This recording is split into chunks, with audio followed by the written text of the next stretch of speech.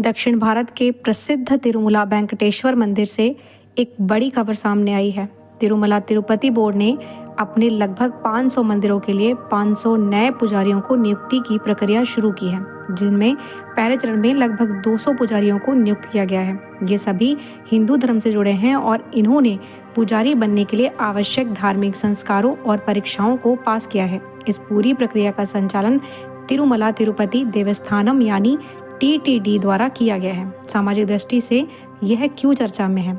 संविधान के अनुसार चयनित पुजारियों में कई अनुसूचित जाति और अनुसूचित जनजाति वर्ग से आते हैं। राजनीतिक और सामाजिक विमर्श में अलग अलग विचारधाराएं इन वर्गों को अलग शब्दों से संबोधित कर रही हैं, लेकिन यहाँ मुख्य बात यह है कि इन सभी ने परीक्षा पास कर विधिवत प्रशिक्षण लेकर पुजारी पद प्राप्त किया है।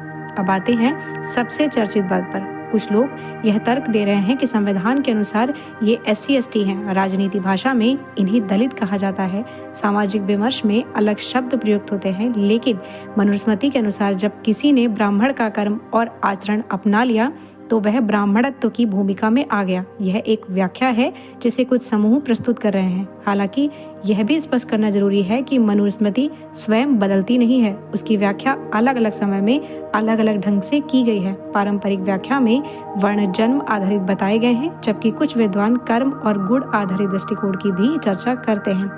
आज के भारत में पुजारी बनने का आधार संविधान प्रशिक्षण और योग्यता है, न कि जन्म प्रमाण पत्र। इस निर्णय का व्यापक संदेश क्या है? धार्मिक संस्थानों में अवसर का विस्तार, वैदिक शिक्षा में व्यापक भागीदार, सामाजिक संरचना पर नई बहस, परंपरा और आधुनिकता का संगम। तिरुमला तिरुपति में 500 पुजारियों की नियुक्ति केवल प्रशासनिक निर्णय नहीं है, यह एक ऐसा विषय बन गया है जहां धर्म, परंपरा, संविधान और सामाजिक विचारधाराएं सब एक साथ चर्चा में है। सवाल यह नहीं कि कौन किस नाम से जाना जाएगा, सवाल यह है क्या समाज योग्यता को जन्म से ऊपर रख रहा है? आपकी क्या राय है? क्या यह बदलाव की शुरुआत है? कमेंट में जरूर बताएं। वीडियो पसंद आए तो लाइक, शेयर और सब्सक्राइब करना ना भूलें।